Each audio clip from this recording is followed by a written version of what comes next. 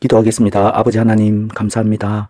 오늘도 저희가 주님을 만나고자 하는 마음으로 이렇게 말씀 앞에 모였습니다. 두세 사람이 주님의 이름으로 모인 그곳에 함께 하시겠다는 말씀을 믿고 모였습니다. 저희가 말씀을 사모하고 주님의 가르침을 받기를 사모할 때 주님께서 친히 저희에게 생명의 말씀을 베풀어 주실 줄 믿습니다. 오늘 말씀이 저희의 가는 발길에 등이 되게 하시고 저희의 인생에 빛이 되게 하소서. 예수님의 이름으로 기도합니다. 아멘. 네, 반갑습니다. 손혜경자매님도 들어오셨네요. 오늘 신옥자매님 또 못 들어오시나 보다. 네, 그러면 오늘 말씀 공지한 대로 마가복음 9장 38절부터 41절입니다. 마가복음 9장 38절부터 41절. 지금 맥락은 이렇죠. 주님께서 교훈을 계속 베풀어 주고 계십니다. 그리고 그 사이사이에 주님의 십자가와 관련된 십자가와 주님의 죽음과 부활과 관련된 그런 교훈을 제자들에게 계속해서 세 번에 걸쳐서 베풀어 주고 계십니다. 그래서 각각 지금 그 사이사이에 베풀어지는 크고 작은 주님의 교훈들을 크고 작다기보다는 길고 짧은 주님의 교훈들은 모두가 다 십자가와 관련이 있습니다. 그래서 각각 굉장히 분리되어 있고 떨어져 있고, 그리고 때로는 생뚱맞아 보이는 그 교훈들도 그 중간중간에 제자들은 여전히 반대하거나 이해하지 못하거나 묻기도 두려워하거나, 그리고 십자가의 정신과는 전혀 다른 엉뚱한 행동을 할지라도 주님께서 제자들에게 지금 계속해서 베풀어 주시는 크고 작은 교훈들은 다 주님의 십자가와 관련이 되어 있습니다. 그렇게 보지 않으면 참 왜 이 말씀을 갑자기 하시지, 이런 것들이 이해가 잘 안 됩니다. 하지만 주님의 십자가 교훈을 딱 중심에 놓고 주님의 교훈들을 살펴보면 이 모든 것들이 너희가 나를 따라오려거든 자기 십자가를 지고 나를 따라와야 된다라는 이 주님의 말씀과 관련이 있는 말씀임을 알 수가 있습니다. 오늘 말씀도 그와 관련된 부분입니다. 제가 읽겠습니다. 요한이 예수께 여짜오되 선생님, 우리를 따르지 않는 어떤 자가 주의 이름으로 귀신을 내쫓는 것을 우리가 보고 우리를 따르지 아니함으로 금하였나이다. 예수께서 이르시되 금하지 말라. 내 이름을 의탁하여 능한 일을 행하고 즉시로 나를 비방할 자가 없느니라. 우리를 반대하지 않는 자는 우리를 위하는 자니라. 누구든지 너희가 그리스도에게 속한 자라 하여 물 한 그릇이라도 주면 내가 진실로 너희에게 이르노니 그가 결코 상을 잃지 않으리라. 아멘.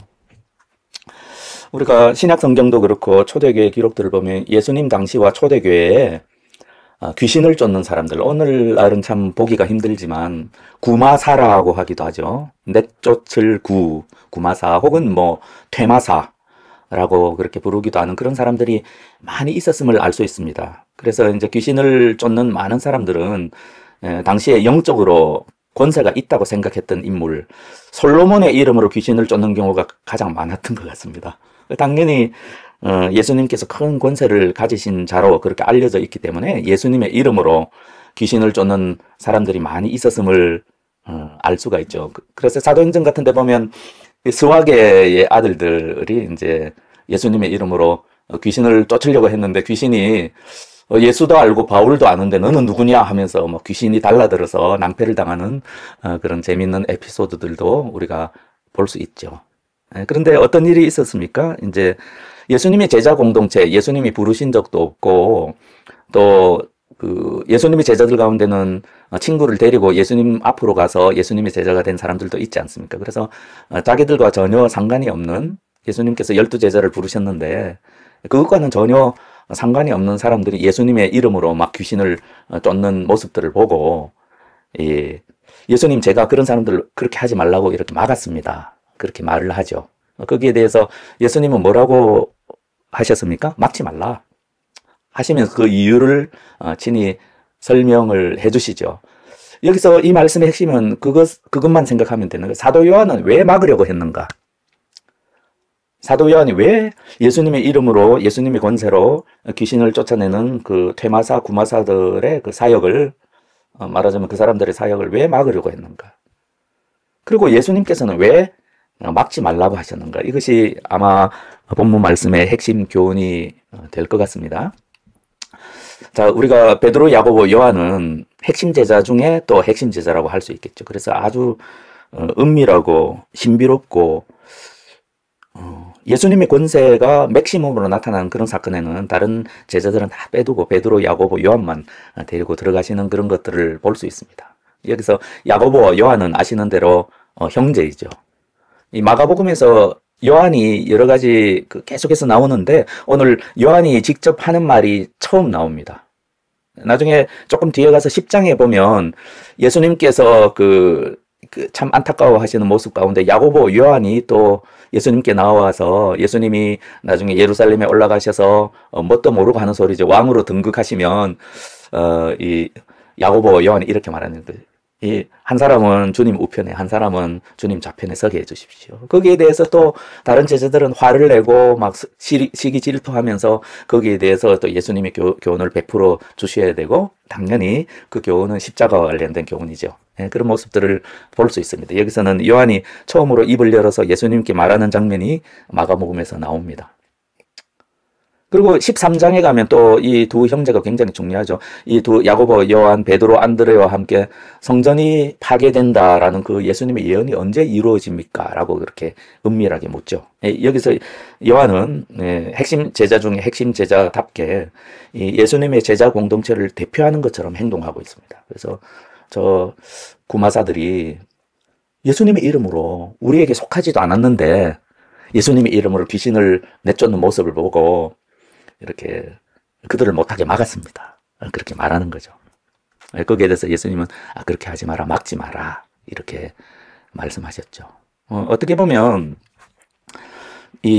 한번 생각해 보십시오. 이 사도 요한의 이러한 태도와 예수님의 이름으로 귀신을 쫓아내는 사람들의 사역을 막아선 것, 그것은 굉장히 타당해 보입니다. 요한의 입장에서는 여러 가지 타당한 이유가 있는데 우리가 3장 13절에서 19절을 보면요. 3장 13절에서 19절을 보면 예수님께서 제자들을 부르시는 장면이 나오지 않습니까? 특별히 여기서 12제자를 부르시는 장면이 나옵니다. 여기 보면 예수님께서 12제자를 그냥 부르신 것이 아니죠. 예수님을 중심으로 제자 공동체를 이루셨어요. 예수님이. 분명한 목적과 이유를 가지고 제자들을 부르셨습니다. 그 목적과 이유는 여기서 분명히 말씀하고 있습니다. 14절인데요. 이에 12를 세우셨으니 이는 자기와 함께 있게 하시고, 예수님과 함께 있는 거죠. 예수님을 모신 제자들의 공동체죠. 또 어떤 목적으로 하셨습니까? 또 보내사 전도도 하며, 여기 번역에 따라서는 전도도 하며 하나님 나라 복음을 선포도 하며 라고 그렇게 번역할 수 있습니다. 하나님 나라 복음을 예수님이 하나님 나라 복음을 전한 것처럼, 또 그 이전에 세례 요한이 전하신 것처럼 하나님 나라 복음을 선포하게 하기 위해서 12제자를 부르셨습니다. 여기 똑같은 본문에 누가복음에 보면 12제자를 부르시면서 예수님께서 그들을 뭐라고 칭하셨는가가 나오는데요. 누가복음 6장 13절이죠. 누가복음 6장 13절에 보면 예수님께서 제자들을 부르시면서 제자들을 뭐라고 부르셨는가? 그 중에서 12를 택하여 6장 13절 누가복음 사도라 칭하셨으니, 사도라는 공식 명칭이 예수님의 입에서 처음 나오게 되죠. 사도, 우리가 사도 요한, 사도 베드로, 사도 바울 하는 그 사도 말입니다. 우리가 아는 대로 헬라어로 보내심을 받은 자라는 그런 의미를 가진 사람입니다. 예수님께서 12제자를 부르시고 그들에게 사도라는 보내심을 받은 자라는 공식 명칭을 부여하셨습니다. 그래서 제자들은 자기들이 예수님의 사도다, 예수님의 공식적인 하나님 나라의 대사다, 하나님 나라의 사신이다, 그것을 알았고 그렇게 행동하고 그렇게 처신했습니다. 사도의 자격으로 하나님 나라 복음을 사람들에게 선포했습니다. 그러면 당연히 자기들이 이 제자 공동체의 의미가 이 제자들에게 얼마나 남달랐을지 알 수 있습니다. 근데 이 제자 공동체에 속하지 않은 사람들이 뭐라고 합니까? 요한이 어떤 자가 주의 이름으로 선생님, 우리를 따르지 않는 어떤 자가 주의 이름으로 귀신을 냈죠. 우리를 따르지 않는, 그러니까 우리와 그 공동번역 개정에 보면 우리와 함께 하지 않는 사람들이, 예. 제자들이 이름도 모르고 함께 예수님과 함께 생활하지도 않는 그 사람들이기 때문에 이제 맺던 것이죠. 하지만 예수님께서는 그렇게 하지 말라라고 그렇게 말씀하셨습니다. 뭐 여러 가지가 이유가 있는데 여기 본문에 직접적으로 나오지는 않지만 이렇게 이 말씀을 보면 우리가 딱 하나님을 섬기는 많은 사람들 가운데 성숙하기 이전, 그러니까 좀 미성숙한 하나님의 부르심을 받고 하나님의 권세를 부여받고 하나님의 일을 하면서도 아직까지 십자가의 비밀을 깊이 깨닫지 못했고 또 그의 삶에 있어서 십자가를 지고 주님을 따른다는 것이 무엇인지 그 깊은 교훈을 자기 내면하라고 그럴까요? 자기 자신의 것으로 삼지 않은 많은 사람들이 실제로 사도 요한과 같이 행동한다는 것을 이 교회의 역사를 통해서 그리고 우리가 성경을 통해서 볼 수가 있습니다. 여기 보면 그 독일 성서공회 반해설 성경에 보면 여기 보면 민수기 여기 안 나오네요. 그럼 내가 어디서 봤죠? 이 민수기 나옵니다. 이 38절에 오른쪽에 관련 구절을 보십시오. 민수기 11장 27절, 28절이 나오지 않습니까? 이 사도 요한의 모습이 모세의 제자 누굽니까? 여호수아의 모습과 굉장히 유사합니다. 한번 찾아볼까요? 민수기 11장 27절, 28절. 여기 보면 하나님을 섬기는 사람들, 모세와 여호수아, 특별히 여호수아의 어떤 사도 요한과 비슷한 태도를 우리가 볼 수 있습니다. 여기 요 관련 앞뒤에 이 말씀이 어떤 말씀입니까? 이제 여러 가지 말씀인데 전체적인 이 말씀에 민수기 11장 12장에 걸친 이 말씀의 굉장히 중요한 부분은 계속해서 이스라엘 백성들과 이스라엘 지도자들과 심지어는 모세까지도 하나님 앞에서 좀 불평하는 장면이 나옵니다. 그리고 하나님께서는 여러 가지 해결책을 제시하는데 모세와 함께할 동력자들을 주님께서 세우시고 하나님께서 그들에게도 성령을 부어주시는 그런 사건이 나오죠. 그래서 하나님의 명령에 따라서 모세가 그 회막, 장막이라고 불리는 거기에 70인의 장로들을 둘러 세우죠. 그때 하나님께서 성령을 일시적으로, 평생은 아닙니다. 일시적으로 보여주셔서 그들이 예언을 막 하는 70인의 장로들이 예언을 하는 모습을 우리가 볼 수 있습니다. 그때 어떤 일이 일어났습니까? 이제 부르심을 받은 자 가운데 엘닷이라고 하는 자와 26절을 보십시오. 엘닷이라고 하는 자와 메닷이라고 하는 두 사람은 그 부르심에 따라 그 장막 주변에 있지 않았습니다.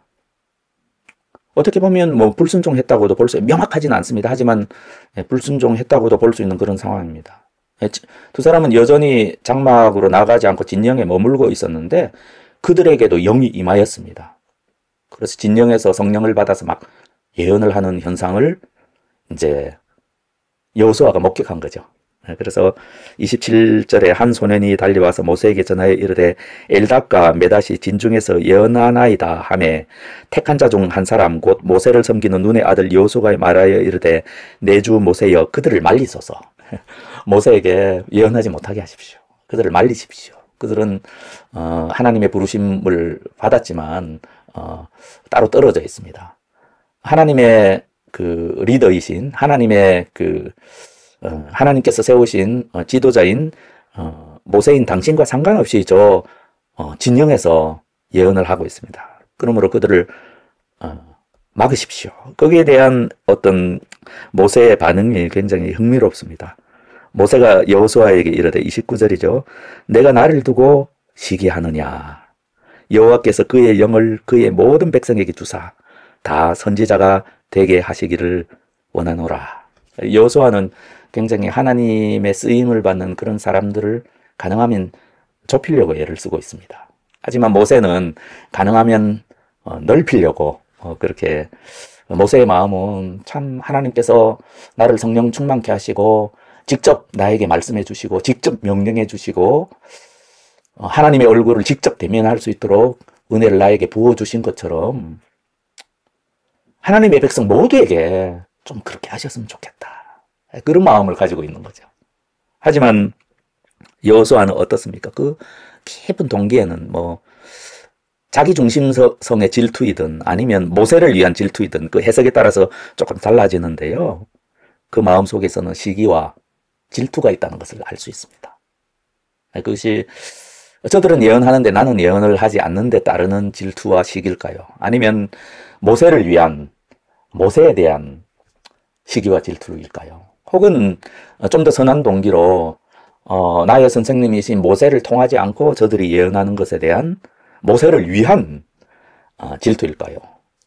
번역에 따라서 조금 차이가 있지만 어떻게 하든 그 마음속에 그 여호수아의 좁은 마음에는 어떤 자기중심성, 시기, 질투, 그리고 하나님을 위하는 마음이 있지만 그런 것들이 어떤 여호수아의 마음의 한계, 그런 것들에 좀 제한되는 그런 모습을 볼 수 있습니다. 하지만 하나님의 사람인 모세는 다르죠. 자기에게 주신 성령 충만의 축복이 자기를 위한 것이 아님을 알았습니다. 하나님의 영광을 위한 것임을 알았습니다. 이것이 굉장히 중요합니다. 시기심과 질투심과 그런 것들은 모두 벗어 던진 하나님을 오롯이 하나님만 섬기는 그런 하나님의 사람들의 태도입니다. 내가 바라는 것은 하나님께서 하나님의 백성 모두에게 나에게 주신 은혜와 같은 그런 은혜를 누리게 하셔서 하나님께서 더 영광을 받으시기를 바란다. 이러한 모세의 바람과 기도는 요엘 선지자의 그 예언 가운데 그대로 나타나고 그 요엘 선지자의 예언은 우리가 사도행전에 보면 남녀노소, 종과 자유자 모든 사람에게 부어주시는 성령, 그것이 사도행전 오순절 성령 역사를 통해서 그 모세의 바람과 요엘 선지자의 그 예언이 온전히 이루어지는 모습을 볼 수가 있습니다. 그리고 이러한 맥락 가운데 저와 여러분이 있는 것이죠. 아무튼 이렇습니다. 우리가 오늘 본문으로 다시 돌아가겠습니다. 오늘 본문에서 보면 금하지 말라. 내 이름을 의탁하여 능한 일을 행하고 즉시로 나를 비방할 자가 없느니라. 우리를 반대하지 않는 자는 우리를 위하는 자니라. 해보면 그 내 이름이 나오죠. 내 이름. 여기 보면 그 앞에 교훈에서도 37절에 보면 누구든지 내 이름으로 이런 어린 아이 하나를 영접하면 내 이름이 나오죠.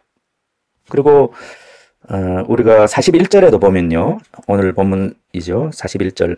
누구든지 너희가 그리스도에게 속한 자라 하여 물 한 것이라도 주면, 이게 사본에 따라서 혹은 번역에 따라서 누구든지 너희가 그리스도에게 속한 자라 하여 그리스도의 이름으로 물 한 것이라도 주면, 여기 그리스도의 이름 계속해서 나옵니다. 예수님의 이름.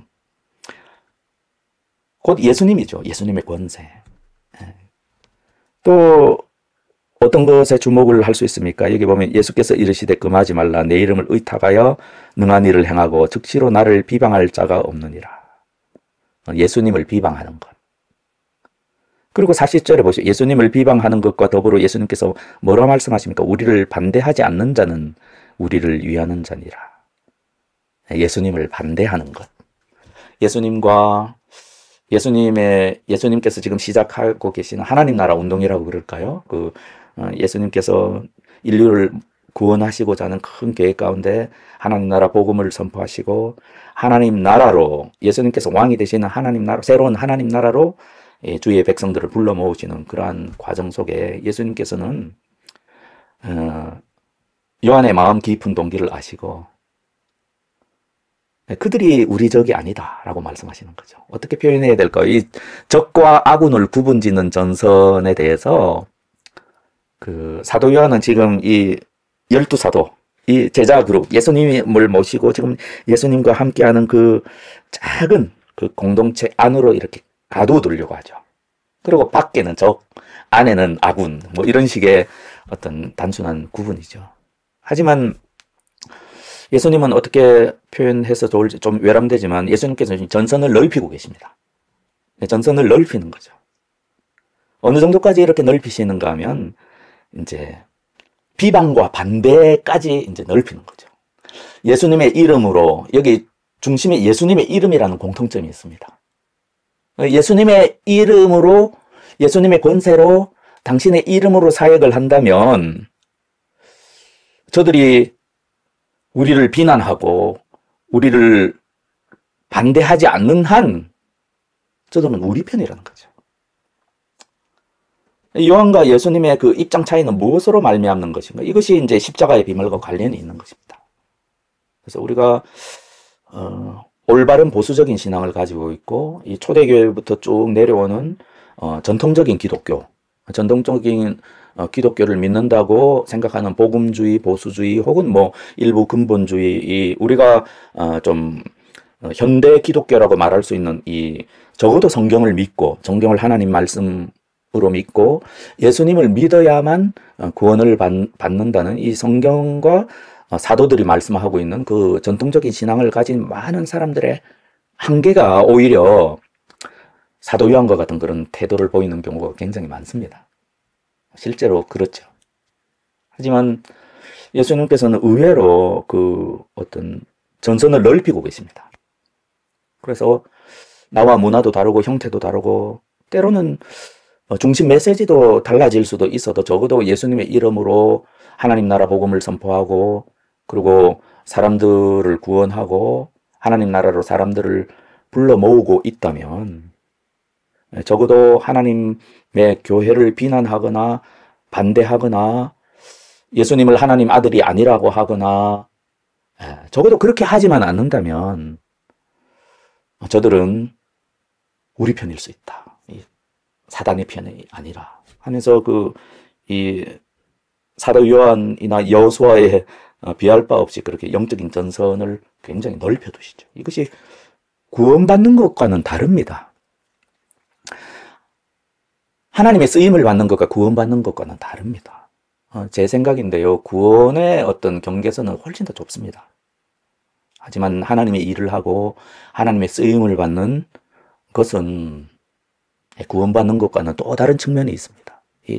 한쪽 극단에는 하나님의 쓰임을 받았으나 100% 멸망을 당할 수밖에 없었던 바로와 같은 사람들도 있고요.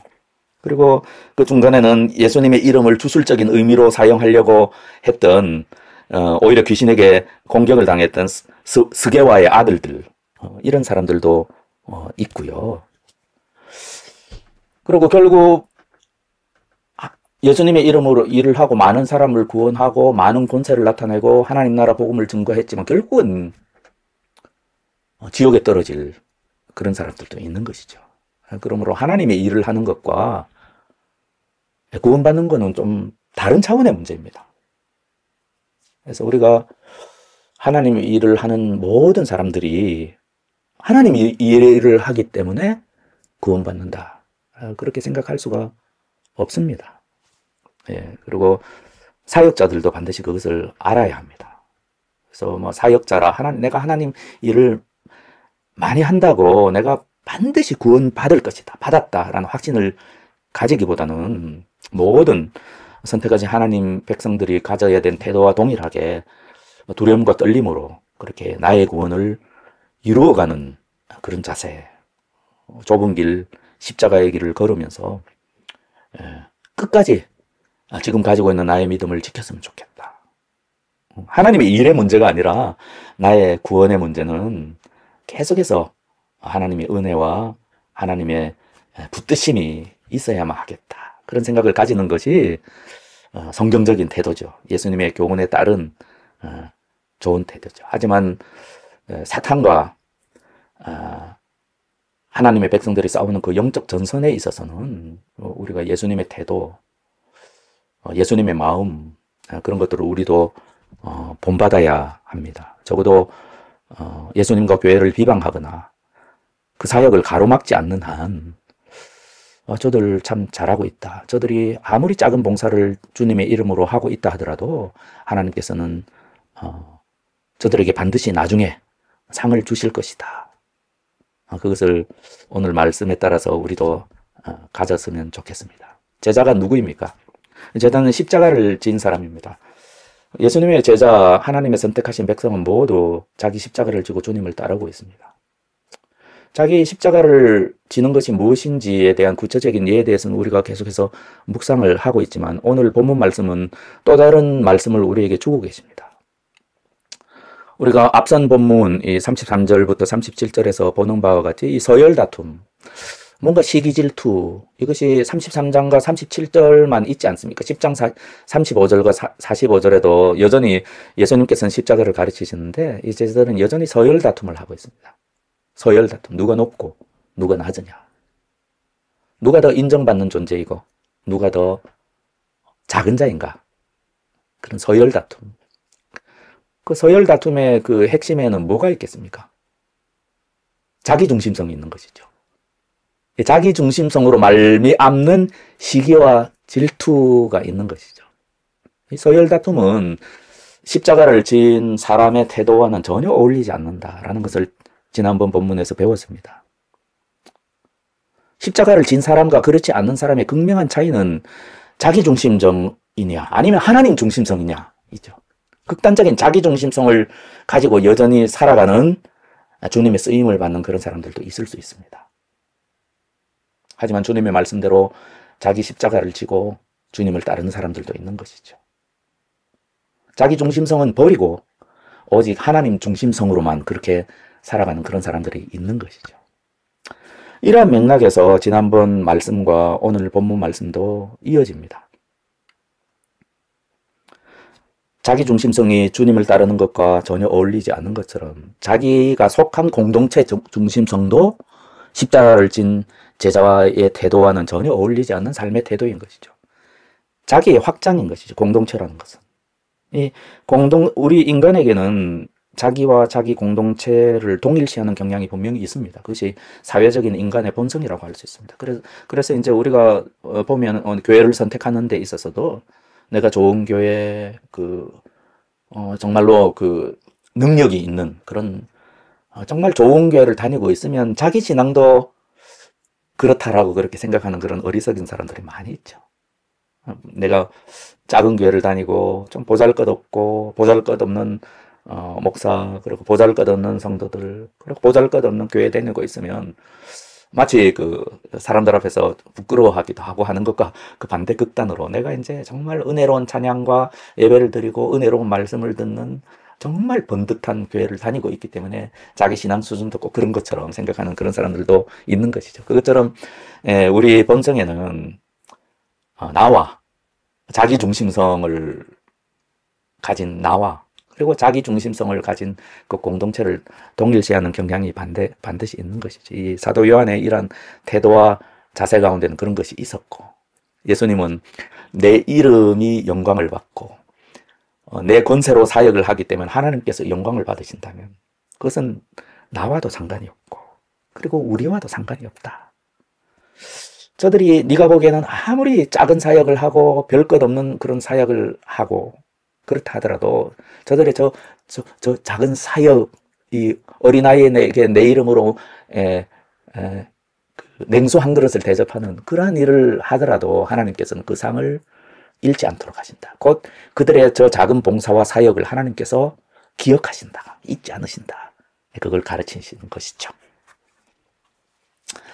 그래서 이 쭉 이어지는 많은 교훈들의 그 연속성이 있는 것이죠. 십자가를 지고 주님을 따르는 사람은 첫째가 되려고 하기보다는 마지막이 되려고 애를 쓰고 도리어 남에게 섬김을 받기보다는 오히려 남을 섬기는 태도를 보이게 되겠죠.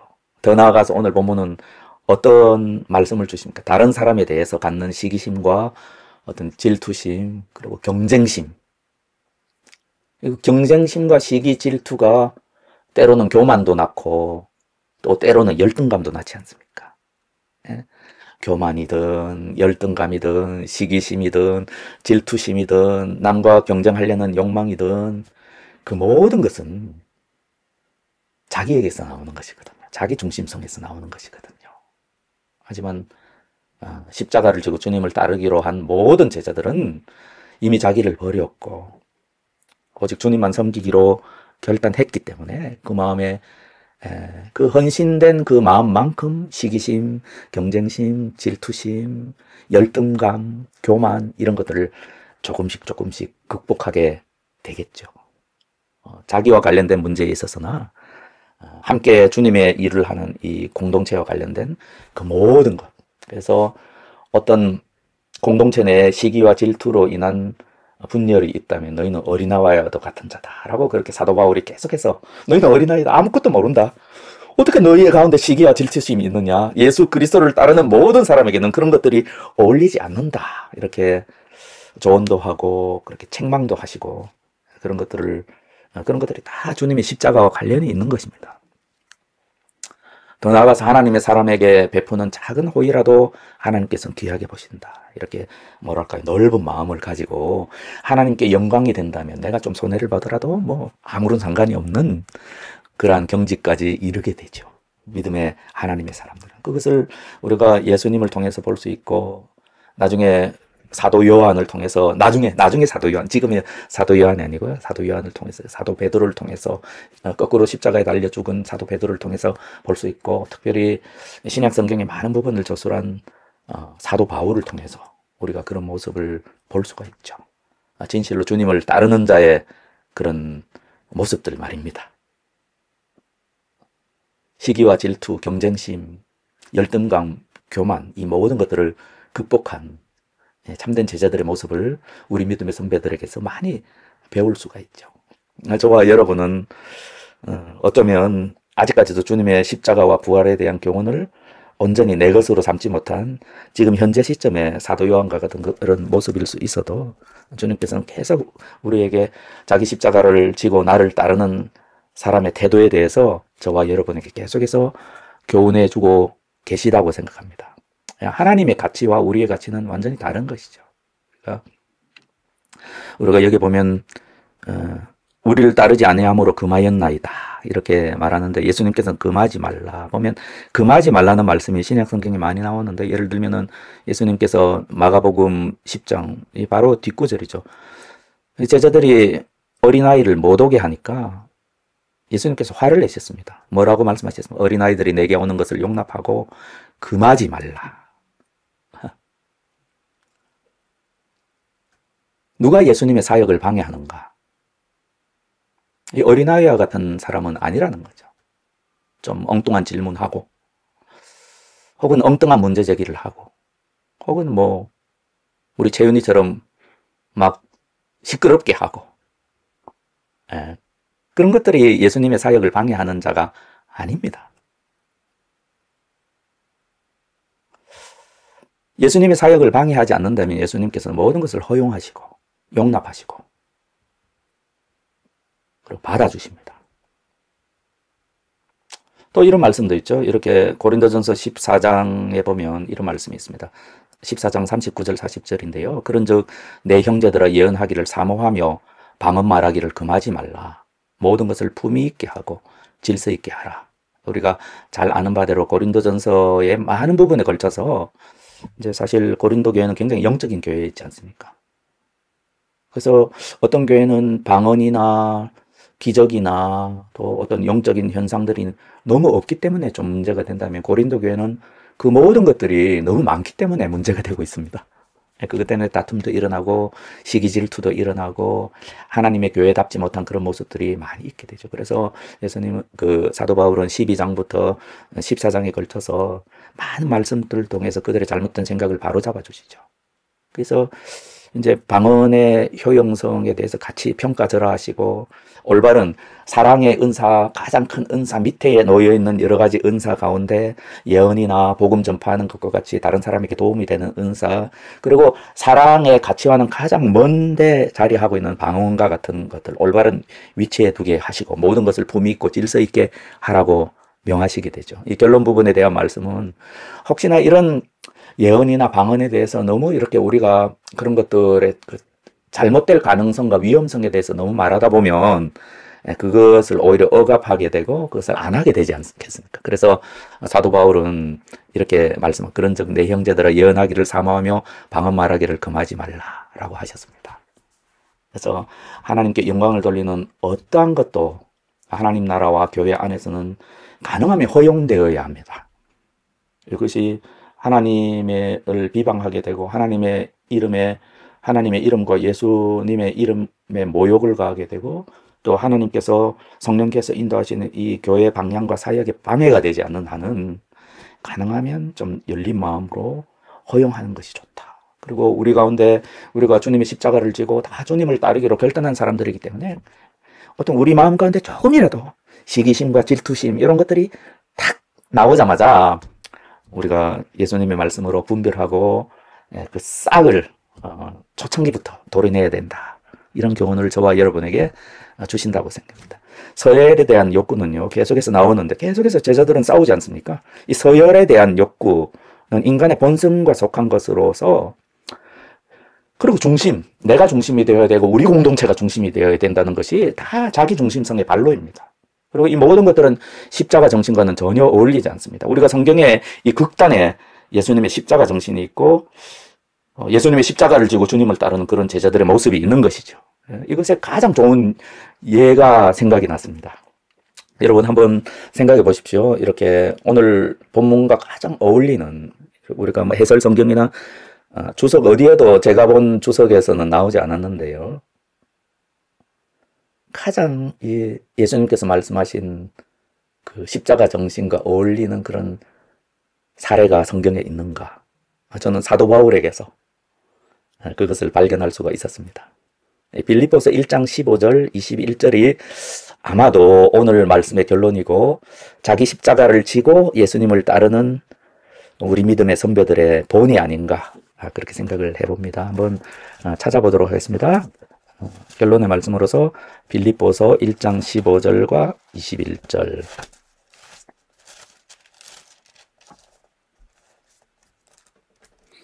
지금 어떤 상황인가요? 사도 바울은 지금 감옥에 갇혀 있습니다.